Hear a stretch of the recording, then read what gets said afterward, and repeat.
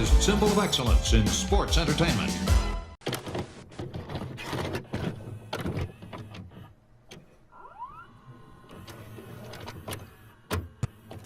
As cold as a razor blade, as tight as a tourniquet, like the skin on a dying man. I don't want a piece of the world. I want the whole world. I make my own rules because it's much easier that way. Trust me.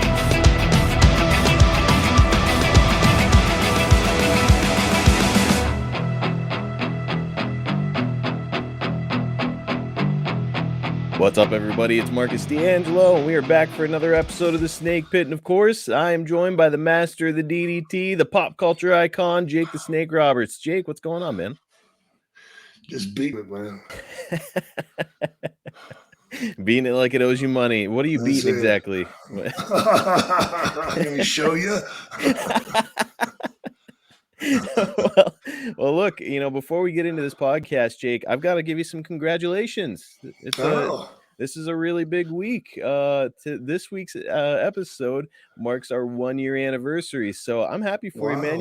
You've gotten to work with me for a full year. That's a great thing for you. It's amazing what I can do with the least. Well, I'm expecting a gift in the mail here any day now. Oh, here, I'll give it to you now.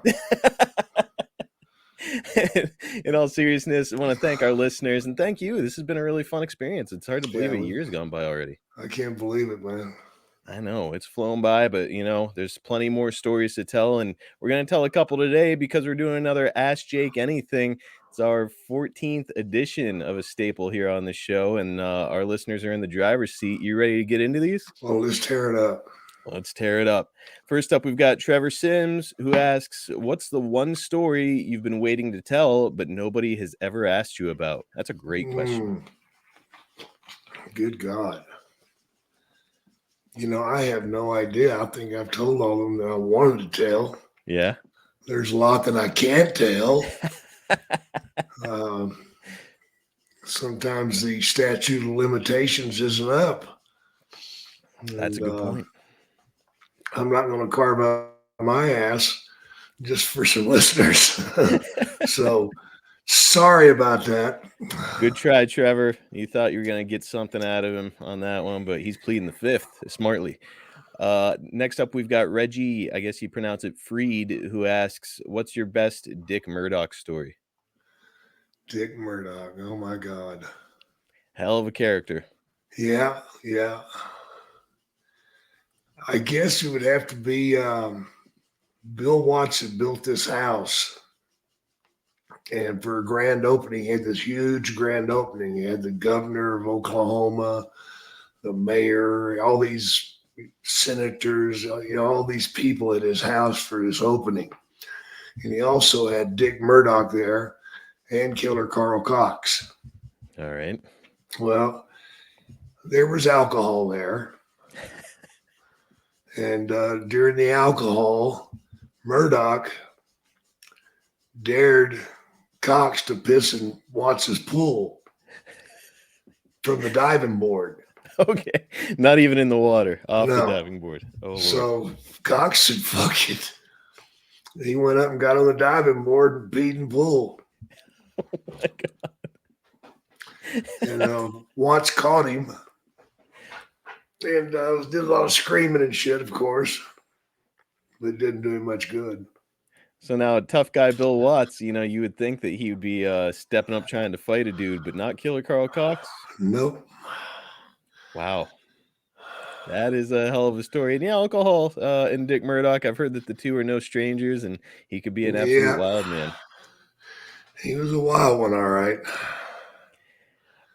Well, next up, we've got Billy Gerholtz, who asks, can you tell us about your time in ECW and interactions with Paul Heyman? I was only there for two instances, and each time was just for a few hours. So as far as a lot going on there wasn't much going on there. I spent more time with Paul Heyman at WCW. Okay. And Paul and I talked extensively about him managing me. No shit. Yeah. So that was something that was tossed around quite a bit between us.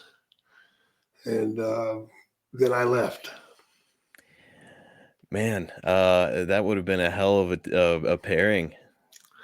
That would have been strong. Yes, sir. Now, ECW, it's like very, especially the time you were there, which I believe is 97 and 98. I mean, a whole different thing than we were seeing in wrestling elsewhere on television. What did you think of the product? I thought it was a bit much. Come on.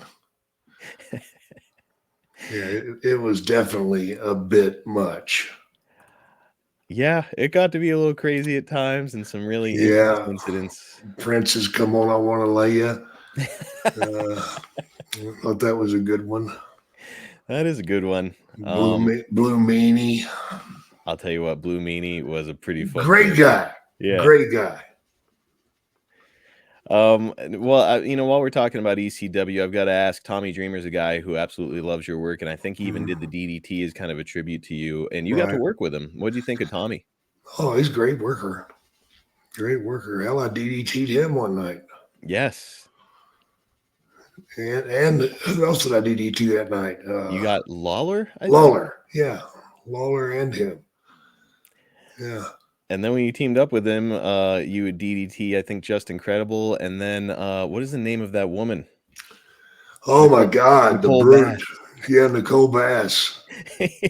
Evan Peterson asked me this one on Ask Ted Anything. So I guess he really wants to know who is the worst smelling wrestler you have ever worked with? Oh, my God. It's so simple. Vader. God almighty, he reeked.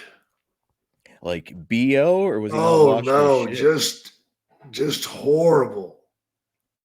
Horrible. Ugh. Smelled like baby puke. Oh, God.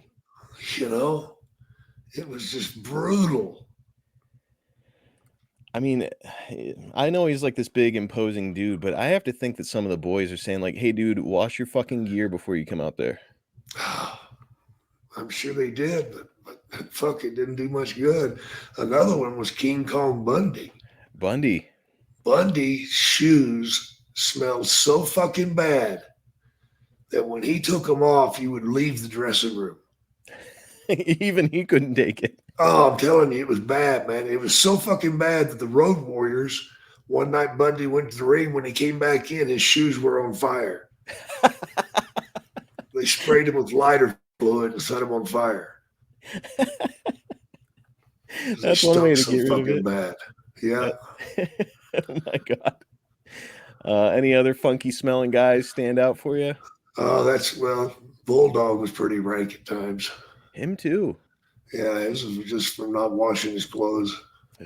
Yeah, I always picture it being like the larger guys who maybe can't quite reach everywhere, but some guys are just lazy and not doing like the washing, right? Yeah. Ugh, gross. Jay Wenzel asked a question I think everybody in wrestling is buzzing about. We'll see if you can talk about it. What do you think of CM Punk and his debut in WWE? Not shocked. Not shocked at all. Yeah. Never say never in wrestling. That's it, too. As soon as you say no, it's going to happen. It's all about money, man. If they think they can make a buck with you, they're going to bring you in. What do you think of CM Punk as a person, and have you had much interaction with him? I haven't been around him enough to judge him either way. I may have said 20 words to him. Okay.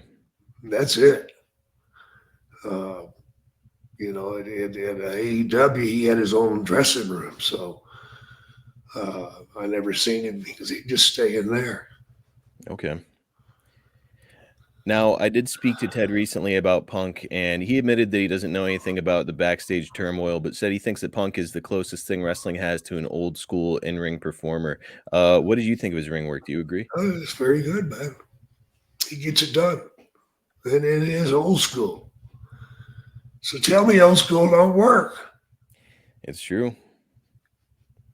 It's true, the old-fashioned way. I know that Ted was saying that he felt that CM Punk was a disciple of Terry Funk, and you can see some of that in Punk. Oh, right? Yeah, we sure can. It does go to show, like, some of the basic fundamentals, like, they always emphasize that in sports, like, just stick to the fundamentals and you'll do well. And I think the same thing goes in wrestling, the Oh, it fundamentals. does. It does, man. You got to have your fundamentals. That's what makes it all work.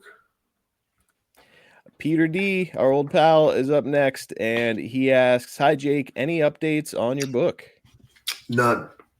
None. No, I've had to step back from it for a while because I've had some doctor's appointments come up that I've just had to stay on top of. And my daughter's moving out. Her and her other half are moving to Oklahoma. So they've been busy. The house is kind of in a turmoil. Gotcha. So we'll get back to it after Christmas. Well, I know that the fans are anticipating it quite a bit. And, this makes me wonder this question. Have you had the opportunity to read a lot of other wrestlers' autobiographies? Absolutely not. No. Like never one? Not one. What is there anything specific holding you back from it? I just don't read bullshit. Ah, okay. And from what I hear, nobody tells the truth. Yeah, it's that is certainly a thing in wrestling, especially with like the ghostwriter deal that WWE was doing for years, where they just like bring a guy in and it's like he's kind of fucking telling a little story there that's based on reality. Yeah. So it makes you wonder. I think that Mick Foley's, for my money, I think that Mick Foley probably wrote the best one because he wrote it himself. I wrote mine myself, so we'll see. Well, Andy asks, any stories about Mr. Wrestling 2? Oh, yeah. He almost got us killed one night. Really? Yeah. Mr. Wrestling 2 kayfabed his mask. Kayfabed his mask? Yeah. You did not see him without his mask. I mean, it just didn't happen. Wow. I mean, when he got 20 miles outside of the town, he put it on. So even the boys wouldn't see him? He wouldn't allow it. In the locker room, he showered with his mask on. That is crazy. And he just didn't allow it. So one night we were at home in Louisiana, and we leave there, and we stop at a little food mart to get some beer. Well, he don't take his mask off. So we go in. I'm at the back getting beer. As I turn around, I'm looking at a shotgun. Oh, no. The guy behind the desk has got a shotgun out, and he's shaking like a leaf. I'm not going to let you rob me again. He had been robbed a week before by a guy with a mask on. And he thought the guy was coming back for double dips. Christ almighty, I just begged him, please don't shoot my fucking ass. I'll put the beer down. Shit, I don't need to drink. Did Wrestling 2 take his mask off then? No. Oh my God. No, we put the shit down and walked out. So didn't even bother to explain, like, just, okay, let's just leave. That's no. It. Oh my God. Didn't care. What did you think of him, like, as a dude? Was he a good worker? He was a great worker and a great guy. I know I did a lot of traveling with him. For a while I used the knee lift for a finish. Mm-hmm. And he's the one that used it. Oh, no shit. Yeah, which to me was just, the greatest gift, because he was leaving Louisiana and he says, look, he said, kid, you can do it. He said, with them long legs of yours, it's going to look even better. Nice. So he said, I want you to use the knee lift. I was blown away, man. Man, that is a hell of a gift from a guy. Yeah, it is. Yeah. Fucking right it is. And a nice compliment from like a veteran wrestler. Absolutely, man. Absolutely. So I started using the knee lift. This week's episode of The Snake Pit is brought to you by BetterHelp. This time of year can be really difficult for a lot of folks, myself included. Between the change in weather and the holiday season, it can get a lot of people down. Maybe your circumstances have changed. Maybe you don't have your family around you anymore. Maybe you had a relationship last year that's not around this year. There's a lot of reasons why the holiday season can get a lot of people feeling really down. I know for me personally, I can deal with a lot of stress and anxiety around this time of year. It's a lot of pressure, and you want to make everybody happy, and you want to make sure that everybody has memorable experiences, and it can really weigh on you. The holiday season is tough, but maybe you just struggle with anxiety or difficulty in general. I know that I certainly do. My anxiety really began to flare up when I found out that my wife was pregnant with our daughter. It was February 2020, and of course, the next month, the world shut down due to COVID. And I mean, you want to talk about anxiety? Nobody knew what was going on. Nobody knew what the long-term effects were. And I was concerned about my daughter and my wife, and continued to be for months after my daughter was born. So it was a difficult time in my life, and a time when I really think I could have benefited from a service like BetterHelp. I wasn't aware of it then, but I'm aware of it now, and I'm actually set up with my first appointment through BetterHelp. And there are a lot of benefits to therapy. It can be a real bright spot for a lot of people, especially in some really dark times of stress or change or sadness, anxiety, depression, anything that you're going through. Just having somebody who's not in your immediate family to talk to can help you to feel grounded and give you what you need to manage the emotions that you're going through. Therapy, in a nutshell, can help you to be the best version of yourself, whether or not you've experienced some kind of a major trauma in your life. I'm excited to start my first session, and if you're thinking of starting therapy, I really think you should consider giving BetterHelp a try. It's completely online, and it's designed to be convenient and flexible and suited to your personal schedule because, as we all know, the holiday season is busy, but people's work schedules can get in the way too. So BetterHelp provides a simple solution for that. You just fill out a brief questionnaire to get matched with a licensed therapist and switch therapists anytime for no additional charge. Find your bright spot this season with BetterHelp. Visit BetterHelp.com/snakepit today to get 10% off your first month. Again, that's BetterHelp, HELP.com/snakepit. I cannot recommend therapy enough.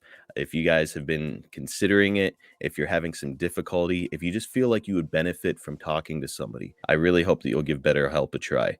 Again, it's BetterHelp.com/snakepit. You'll save 10% off your first month. Jake, you are frozen right now. Am I frozen on yours? No. Oh, okay. I can still hear you, so fuck it. We'll hammer on. Maybe I'm just not moving. And your mouth is open. It's incredible ventriloquism. All right. Next up, we've got Ben Jones. He says, "Have you been starstruck from meeting anyone, Jake, in your career? Any kind of big celebrities stick out for you?" Well, Ali, Ah, for sure. Ozzy Osbourne, that's a cool one.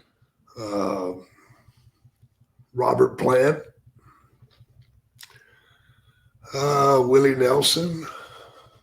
Damn, that's a great one. Did you smoke weed with him? No. Ah, shit. Donald Trump.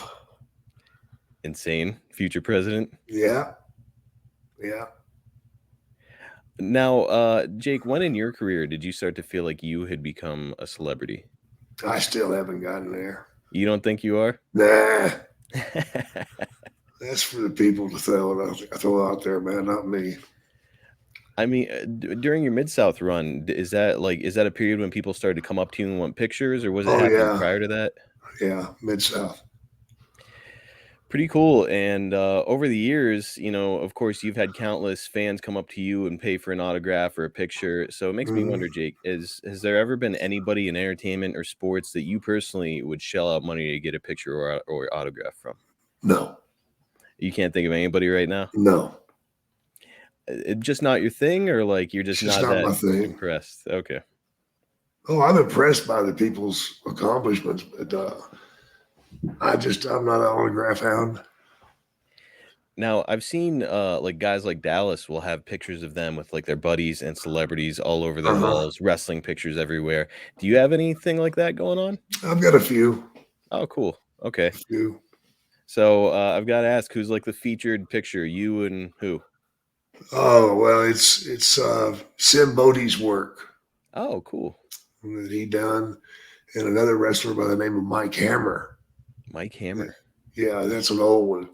he did some artwork that I have displayed. And it is pretty wild.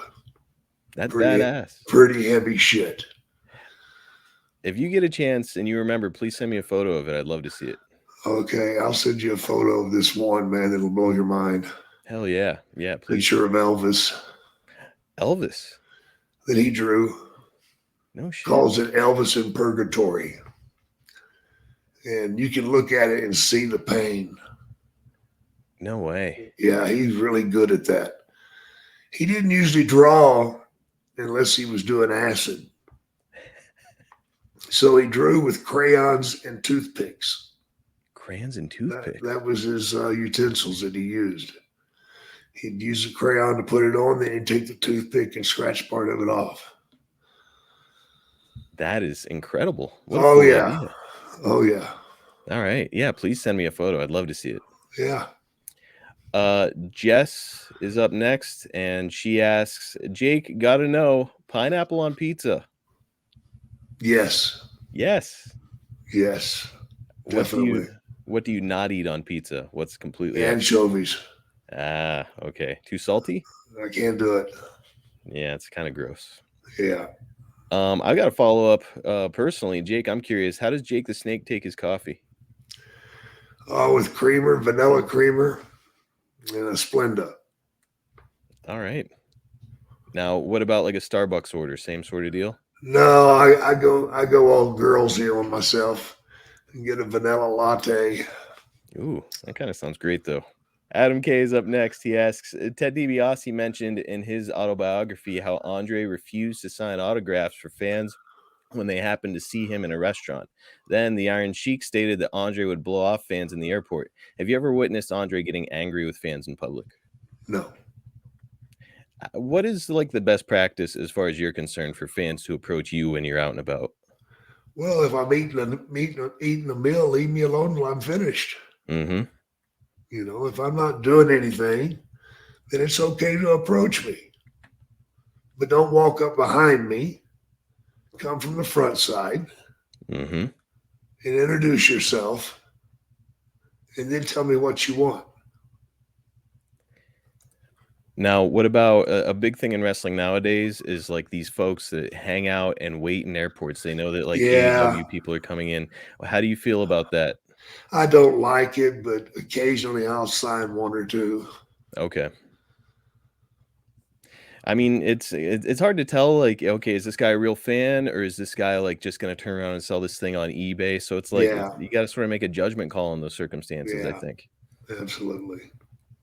Shan is up next, and Shan wants to know, what's the funniest moment you've experienced in the ring? Anything stick out?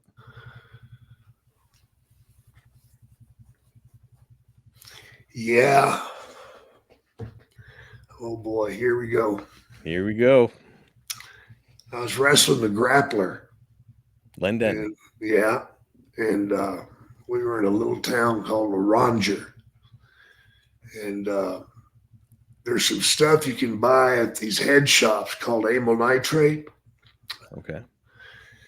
And brother, if you inhale that shit, it'll blow the top of your head off. I mean, your face will turn purple. Holy shit! And your skin just burning red hot. Why do you want to do it? Well, it's a little bit of a buzz. Okay. You know, especially if you're in the middle of sex or something and you do that. Man, whew, it's like you're going to shoot a damn gallon bucket out of the end of your dick, man. You know? There's fixing to be some serious relief. All right, you've talked me into it. Go ahead. So, yeah, you want some now. Yeah. So I took and wrapped my hand in bandages, an ace bandage. Mm-hmm. And then right after the bell rang, I took a whole bottle of it and dumped it on my hand. So my hand is loaded. So we get in the ring, and the first thing I do is I grab a fucking headlock on him. And I cup his mouth and nose. Oh my God. And I fucking latch on it, and I hold on for life. And I only held on for about 5 seconds. I didn't make the 8 count before he finally got me off of him, man. I mean, he suplexed me and everything, but I held on. I didn't let go. And he was kicking, punching me in the fucking guts. I think he finally grabbed me by the nuts is why I let go. That'll do it. Yeah, funny how that worked. But he rolled out of the ring, and I remember looking out of the ring and looking down at him, and he's just going, "Whoo, whoo!" And he's real light complected, fair skinned. His skin was purple. His head was purple. It looked like his eyeballs were coming out of his mask. You know, it was fucking incredible. Oh my God. I mean, I know that you and Len are buddies. I mean, what's it like when you get backstage? Is he ready to fucking kill you? Oh, he's like, "Motherfucker, what the fuck was that shit? You got any more?" What's it called again? Amyl nitrate. All right, I'm gonna Google it. They call it locker room. Locker room. Locker room. Do you know why it's called that? I don't know. Just somebody put that name on it. Well, I'm sure a lot of it was done in locker rooms over the years. Okay, next up we've got Scott Cassilis, who asks, "Always wanted to know why you and the Road Warriors didn't reform the Legion of Doom in the WWF. Do you know why that may have happened?" As Vince. You and I had touched on it a little bit lightly when we had our Legion of Doom episode. We talked about once they got there, you said that they were kind of like different guys. They were different guys. Can you like expand on that a little bit? How are they different? Just their attitude. And they just a little pompous. Okay. You know what I mean? So they'd had some success. Yeah, their head was up their asses. Gotcha. You know? Their shit didn't stink. Now, I know that, Animal was kind of like the guy who was holding everything together because Hawk was a little off the rails by this time, right? Yeah, he was hawkish. I know that you and Hawk were like buddies and lived together and got along well. I mean, so he's acting differently. Are you guys still like hanging out when you're in the WWF? No. That's kind of a shame after all it your was, time together. man. It was. And you were gone by the time he had his meltdown at SummerSlam and left, correct? Yeah. Okay. All right, Yamag Jones, the shit disturber of ad free shows, has got another one. He asks, "Would you rather Hell in a Cell match with Andre or scaffold match against the Warrior?" Which one I'd rather do? Which one would you rather do? Andre. Hell in a Cell, though? Oof. Yeah, definitely Andre. All right. At least I know he'd protect me. I mean, Warrior, I think it would turn into a shoot and you'd throw him off that fucking thing. Yeah, I don't want to be up on no fucking scaffold with Warriors. Have you ever done a scaffold match? Hell no. Like, ask me if I would. Hell no. Like no fucking scaffold match. No payoff or circumstance where you there ain't no fucking money letting me do that shit. Oh, dude, like the guys, I've seen the footage of the guys like hanging from the bottom of it and like they'll drop, and like Cornette like infamously like broke his ankle doing it, and it's like, come on, man, it's maybe a little bit too far. It's too much, man. Come on, give me a fucking break. Now, what about a Hell in the Cell, Jake? Would you do one of those? Sure. You just, I assume, would not be climbing to the top of the cell? No. I don't think you need to get it over. No. Next up, we've got another Shan Hunter, who asks, two-part question. What was the most crazy fan moment, and was there ever a scary fan moment? So we know about the shooting in Dallas. Any other? Well, that's probably the scariest. Gotta be. Yeah. And the fans at Madison Square Garden could get a little rowdy too, you know. They'd catch you coming out of the tunnel and they'd try to turn your car over if you stopped. Holy shit. Yeah. And they'd get enough of them around the car, they could be picking it up. What's the strategy there for you to get out of that? Just gun it. Run over them motherfuckers. If they're trying to hurt you. Damn right. Run over them. They'll move. We talked recently about you having to like kind of ingeniously wrap yourself in a carpet backstage to avoid taking a beating. Any other moments when you were like, okay, I might actually die in this one? In Mexico, it got pretty wild. Yeah. You know, and my first appearance down there is whenever I screwed Conan. And we had to stay in the locker room for like 5 hours, like 4 o'clock in the morning. Oh, God. And that wasn't even working. There were still about 700 or 800 fans outside waiting for me, chanting my name. Oh, God. We're going to kill you. We're going to cut you. Oh, yeah. Senor Roberts, you die tonight. Oh, yeah. So that was pretty scary. Oh, God. Yeah, that sounds terrifying. Yeah, it was. I hope the payoffs down there were good enough to justify it. They were pretty good.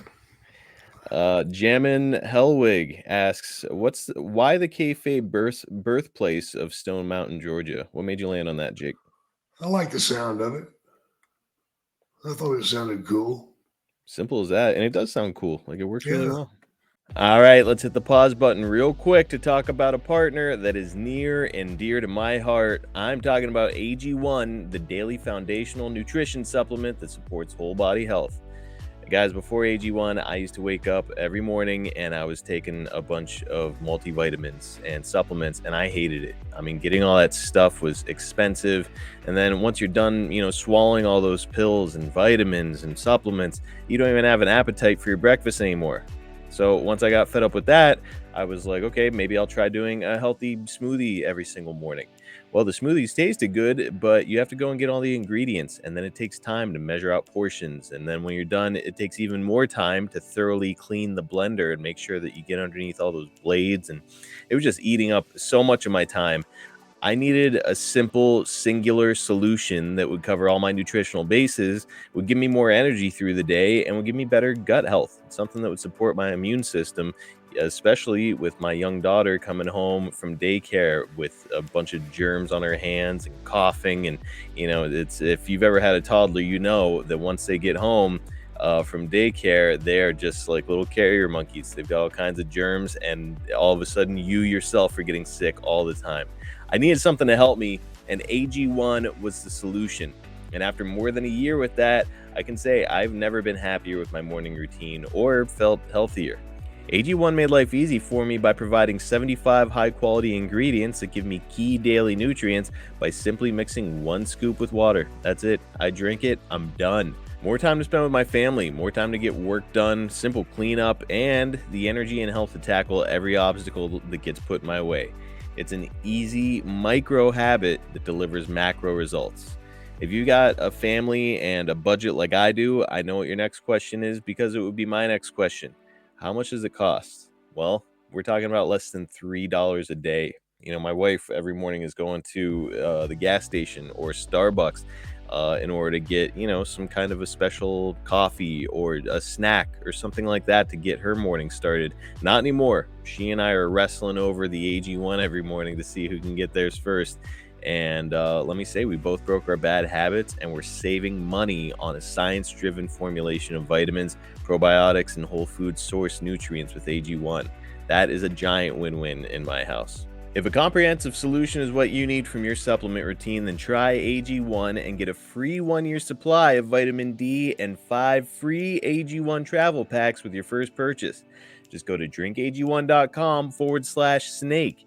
That's drinkag1.com/snake, SNAKE. Check it out, guys, and I know that you're going to love it just like I do. Dave Kellogg asks, did you ever hear the rumor about Randy Savage having a fling with Stephanie McMahon? It's been said that Randy was told to stay away from her, but he got together with her anyways, and that's why he left, and it took so long for him to be inducted into the Hall of Fame. I've heard that rumor. Yeah, sure. I heard it. Do you think it's real? No. I mean, so I wish it was.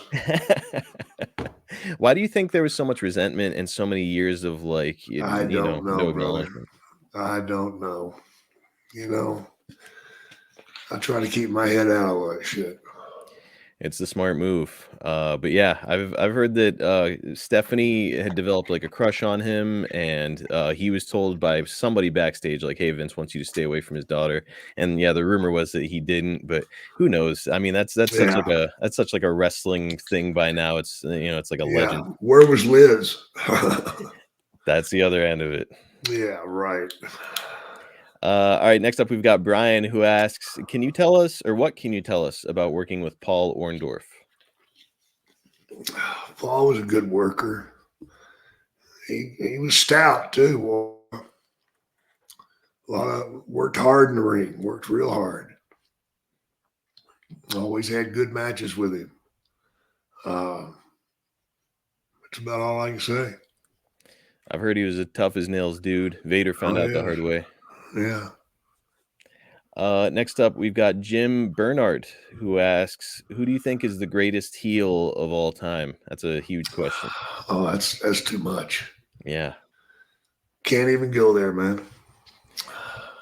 Who's a guy that, like, anybody that, like, maybe you've personally worked with, who you're like, okay, that's a hell of a heel gimmick? Bob Sweetham was a great heel.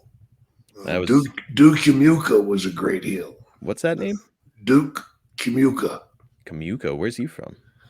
Japan. Oh, okay. Yeah, he was down in Florida. He was what's his kid's name that wrestled too? I'll Google him. Hang on. Duke Kamuka. Yeah. Duke Kamuka. Okay, I found him. Let me see if I can find his kid. Children, Pat Tanaka. Pat Tanaka, that's it. I had no idea that Pat was a second generation guy. Yep. Sure was. Yeah, he was a hell of a worker too. Now, Jim Bernhardt follows this up with, where would you put Vince as an all-time heel? He's up close to number one, brother. As a shoot and as a character. Yeah, I'm right. So we've got Blake Evers, who's back, and if you remember, Jake, he's the guy who named 3 wrestlers and asked if they belong in the Hall of Fame or not. And now he's got 3 more names, and he wants your opinion on, why or why not. So we've got Bob Holly. No. Why not Bob? Not enough work, man. I think it's as simple as that. Like, I like Bob Holly, and I thought he was a good worker and fun to watch. But I mean, it's like there's not enough time on top. Yep, that's exactly it. Next up, he's got Lex Luger. Yes. Why Lex? He put the work in. He definitely put the work in. Yeah, I think he gets criticized a lot for his ring work, but I mean, like, the guy was there for years. He worked on top for years. Yeah, like, he drew a lot of money. Yes, he did. And the last one is one that's probably the most interesting of the bunch, and that's Vince Russo. Okay, next question. You don't feel that his, like, creative contributions? Fuck no!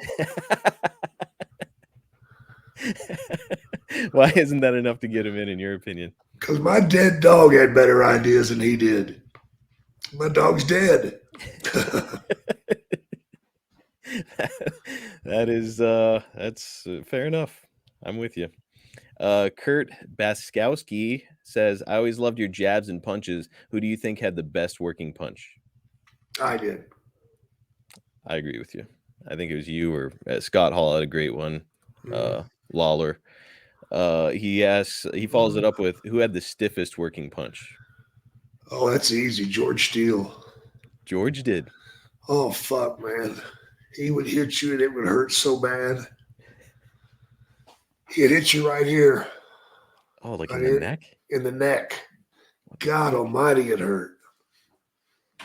Jesus. Like, did you ever give him a little receipt? Like, hey, come on, calm it down? Oh, I just return them. Okay. Would it settle him the fuck down, or was he still bringing it? He still brought it. That was the era of lay it in, make it real, I guess. I don't know, man, but it sucked. Blue Chipper 2342 asks, did Jake spend any time around Klondike Bill? Tony Schiavone has some crazy stories.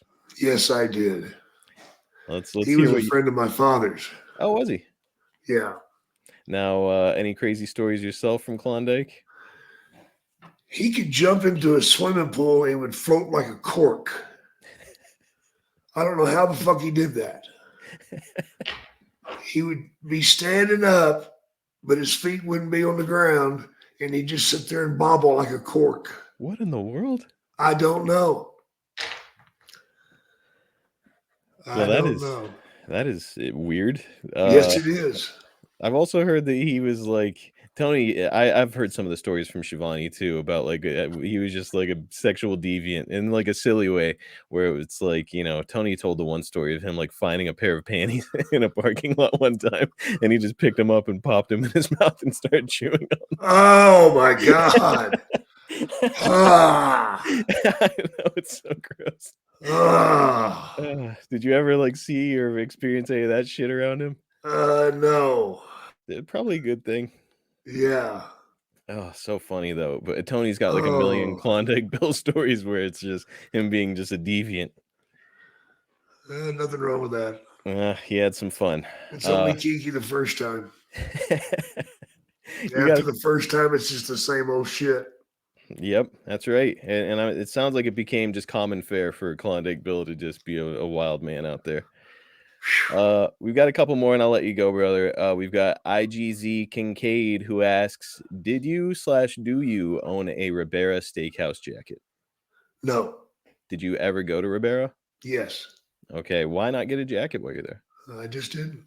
Man, that was like the big thing with the boys back then. Everybody else was doing it. I didn't want to be like everybody else. See, that's what sets Jake the Snake apart. Everybody else screams on their promos. Everybody else has the jacket. Well, I'll do the different thing. I dig People remember that. He follows it up with, did the WWF provide you with your snakeskin ring boots, or did you have to buy them? They provided the first pair, which cost $8,000. Oh. And they didn't fit. Oh, God. I called them cruel shoes. They hurt my fucking feet so bad. I wore them for 3 months, man, while I was having another pair made. Oh, God. Yeah. It was brutal, man. That's terrible for your feet and like your ankles. Oh, my God, man. It killed me. It was horrible. Like too narrow or too short? Too narrow.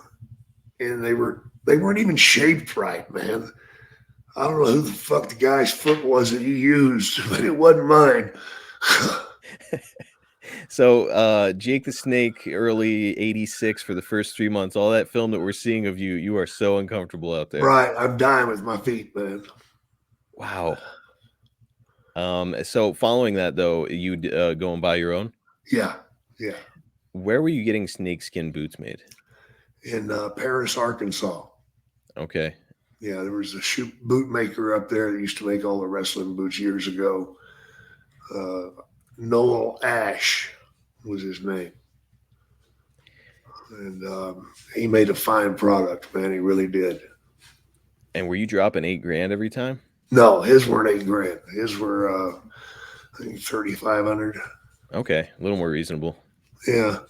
And at least they fucking fit you. Yeah.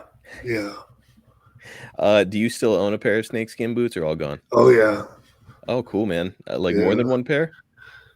I think I've got 2 pair. That's awesome. Somewhere in storage, presumably. Yeah. Do you think you'll ever part with them? Probably somewhere down the line. I'll tell you what, man. Probably a hell of a payday involved with that. I bet. All right, last one. We've got the real Jeff Jacoby as opposed to the fake one, I guess. Aside from your dad, who's your favorite wrestler growing up? Danny Hodge. Danny Hodge. Yeah. What about Danny stuck out to you? He'd knock your ass out.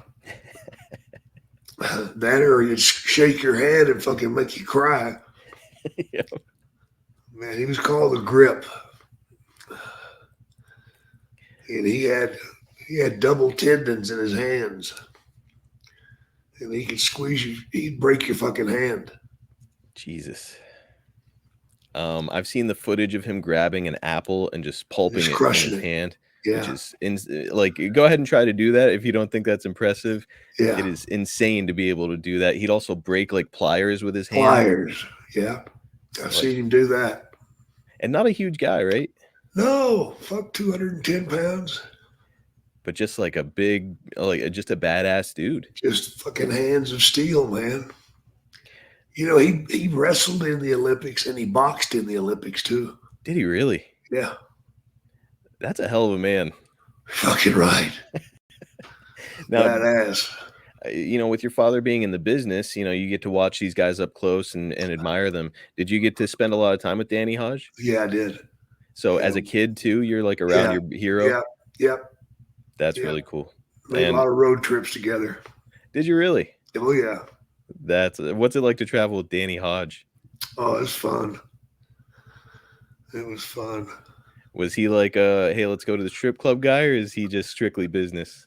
He'd go out to a bar. All right. I don't know if he went to strip clubs, but I hope he would.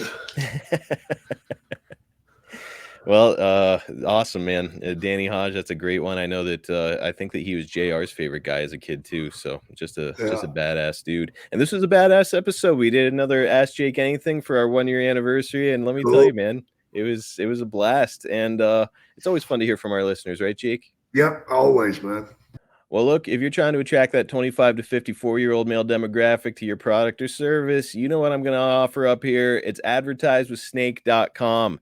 Jake is back with AEW. He's out there with the Righteous and, of course, his guy, Lance Archer. He's still a legitimate household name. He's still over like Rover with everybody, and he can put over your stuff to the exact audience that you're trying to target. And look, guys, if you want some proof that what we're doing here works, just go back and listen to some of our shows in the archives. We're always advertising for the same businesses over and over again because they find out that once you advertise with us, what we do here works. Head to advertisewithsnake.com and get teamed up with the Hall of Famer Jake the Snake Roberts right now. JakeTheSnakeShop.com is your destination for rare signed collectibles straight from Jake himself. We're talking about autographed figures like those Sin Bodhi figures, which are involved in a fire sale right now. He's got shirts over there. He's got 8x10s and much more. Look, if you're a wrestling collector, then this website is like heaven. You're going to go over there and find a new centerpiece for your wrestling collection. Again, it's JakeTheSnakeShop.com. Go check it out right now. Get over to Jake's Cameo at cameo.com/JakeSnake, and you'll get a personal message from the Hall of Famer himself. Guys, we all know it's the holiday season, and if you're looking for a cool, unique gift, something that somebody's never going to forget, you've got to get a Cameo from Jake. He puts so much effort into these, and all the reviews speak for themselves. Here's one from Jack. Jake, you really blew our minds in a good way. Thank you so much for taking the time and making this so candid and so personal. So yeah, if you're looking for a gift or if you're just a lifelong fan, you've got to get a Cameo from Jake. Again, it's cameo.com/JakeSnake. Go ahead and go order yours right now. Winter is here and it's getting cold, but we've got you covered on the Snake Pit page at boxofgimmicks.com. We've got a great selection of mugs for your hot cocoa or cider or coffee or whatever you're into. And how about better yet, we've also got some awesome stylish hoodies and sweatshirts to help you fight that weather. We've also got some Snake Pit wrapping paper, a Santa hat, and even a Jake ornament, which is really cool, and it looks fantastic. It's like a cartoon face Jake. You guys have got to check it out right now. We've got everything you need. You're going to love the throwback style we have, and it's a great way to support our show. Again, that's the Snake Pit page at boxofgimmicks.com. Check us out on YouTube at youtube.com/@SnakePitPod for some short clips from the show, highlights, and even some exclusive content. Rumor has it Jake and I are also going to be doing another giveaway for subscribers there before the end of the year. And last time we gave away an awesome autograph figure. We've given away a ton of stuff so far, cards, figures, and who knows what's going to be next. All we know is it's going to be something really cool and something that you can add to your collection for free. All you've got to do to be eligible, again, is go over there and get subscribed. Hit the notifications bell if you want to, and you're in. It's youtube.com/@SnakePitPod. Also, if you've enjoyed our podcast, please like, subscribe, and leave us a 5-star review on all podcast platforms. That helps Jake and I out with advertisers, and we really appreciate your support. And just a reminder, guys, if you want to get the Snake Pit and all the other shows on our network early and ad-free, you can do that at adfreeshows.com. And it starts at just $9 a month, which if you do the math on it, that's less than 15 cents per episode each month. Plus, there's a ton of bonus content and interactive chats with some of your favorite hosts and wrestling personalities and much more. We just dropped a new episode of the Hacksaw Hour over there, and Jim is looking back to 1985 and his epic, bloody, violent rivalry with Buzz Sawyer. It was just incredible getting to sit there with Jim and look back at this time in his career. And I know you guys are going to enjoy the episode. We even get a run-in from Jim's wife, Deborah, who is involved in the storyline. And it makes for a really cool, candid, personal moment on the show that you've just got to go and check out. Head over to adfreeshows.com and get signed up right now. Catch Jake on X at JakeSnakeDDT, on Instagram at JakeTheSnakeDDT, and on Facebook at Real Jake the Snake. You can follow me at Marcus P. D'Angelo on X, and you can follow the podcast at Snake Pit Pod on all social media platforms. Man, what a blast getting to take listener questions again today. We had such a good time answering them, as we always do. We'll do another one next month, and we will see you next week right here on the Snake Pit.